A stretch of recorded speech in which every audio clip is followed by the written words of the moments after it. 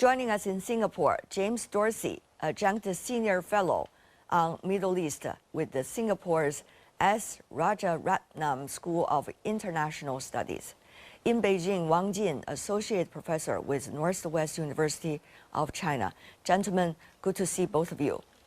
Now, the latest development, according to CNN reports, military leaders from Israel have been suggesting that military actions have, quote-unquote, achieved its purpose. Now it's next to the political leaders for discussion and negotiations. What is your take on this piece of news? James. I think what underlies that statement by the Israeli military is an assumption that may be mistaken, that the severe blows that both Hamas and Hezbollah have suffered have brought them to the point where they were going to be more submissive and more flexible in terms of meeting Israeli demands for an end to the fighting. The situation on the ground doesn't necessarily prove that. You see that in Lebanon with the continued, Hezbollah's continued ability to fire rockets at Israel, its continued ability to confront Israeli ground troops, and even in Gaza, where the damage to Hamas is far more extensive. But even so, every time the Israelis withdraw from an area, Hamas is able to regroup and re-enter.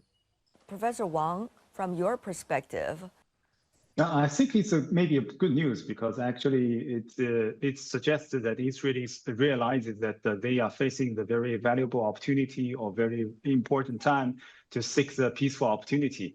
Because we know that Israel's war in the Gaza Strip and also the Israeli ongoing war in the southern Lebanon, I think Israeli, their elites, especially their military and leaderships, they clearly know that it should be to some certain point to turn the military so-called victories into the political gains in the future to secure Israel's northern frontier with Lebanon. But I mean, we cannot be so positive about the future of the peace because there was still very big division, the trust division between Israeli society towards the Lebanese government and also Lebanese Hezbollah. So it's a time that Israel want to make some concessions and maybe they want to approach the stances of Lebanese, but it's still far away.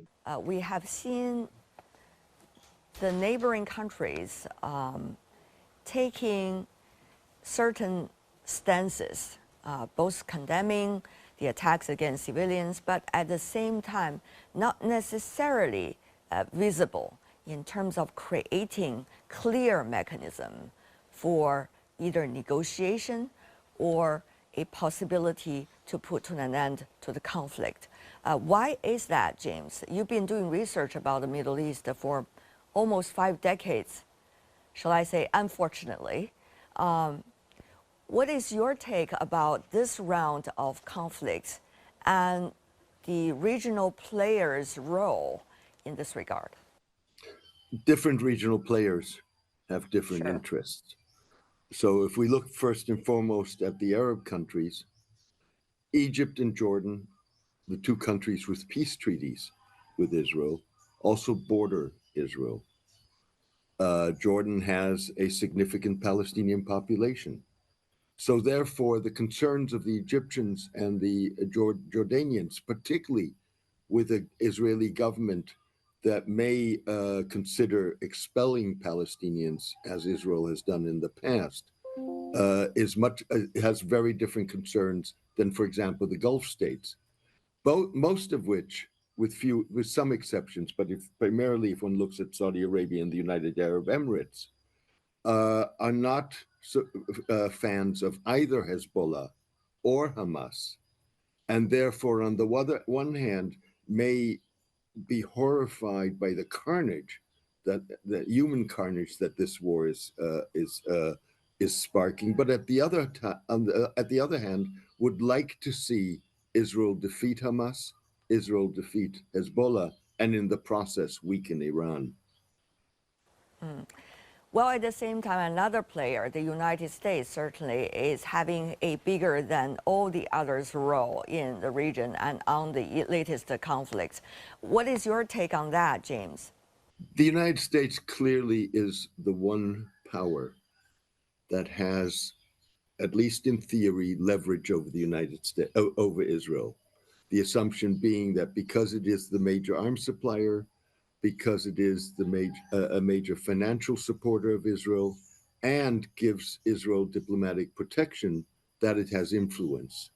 How much influence it has remains to be seen, because influence is a two-way road. It's influence that you have because of your assets, but I have to be willing to accept that influence, or willing to pay the price if I don't do what you are advising me, and that hasn't been put to the test, or at least not fully. Mr. Wang, of course, things are very complicated right now. The U.S. has an election, results of which hopefully will be revealed to the rest of the world soon, on time. But at the same time, we also see the Israel-Iran interaction over the past few weeks. Meanwhile, we see different factions in the Middle East as a result of the strikes by Israel have been gaining and losing their military capabilities or attacking capabilities. So how do you see the fluid situation as we speak? I think the situation become more fragile, and also existing both the war-prone chances as well as the peaceful chances.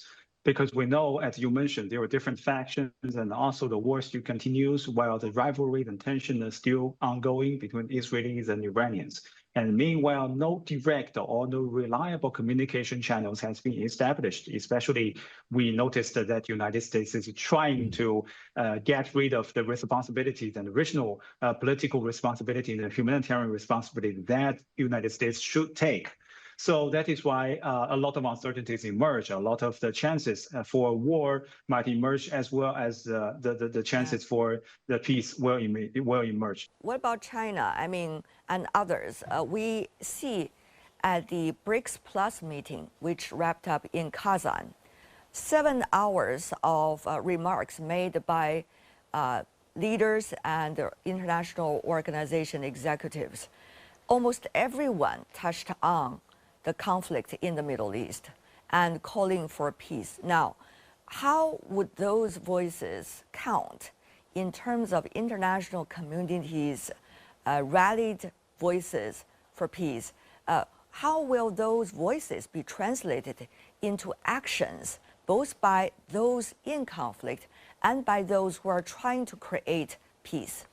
I think you are right, because the BRICS summit is a very major international platform for expressing international voices over the ongoing war in the Middle East. Because if we remember that last November, when the latest round of Israeli and Palestinian war just erupted, the BRICS may be the very first international organization that held the very special summit over the Israeli-Palestinian war. So our President Xi Jinping also expressed the very Chinese stances over the ongoing war, calling for peace, starting the humanitarian assistance, and also offer the new channels for communication. So that is why, on the one hand, the BRICS and other international the mechanism, their voices represent the common, the co-shared voices or co-shared willingness for the international community to help pacify the tension, to express a kind of the willingness not to exaggerate or not to upgrade the war in the Gaza Strip and also in the southern Lebanon. And on the other hand, that maybe some concrete steps will be taken under the encouragement from this international community. So that is why I think it is a very positive message transferred, but it's still not enough. Much more should be done. James Dorsey, Wang Jin, thank you so much for joining us.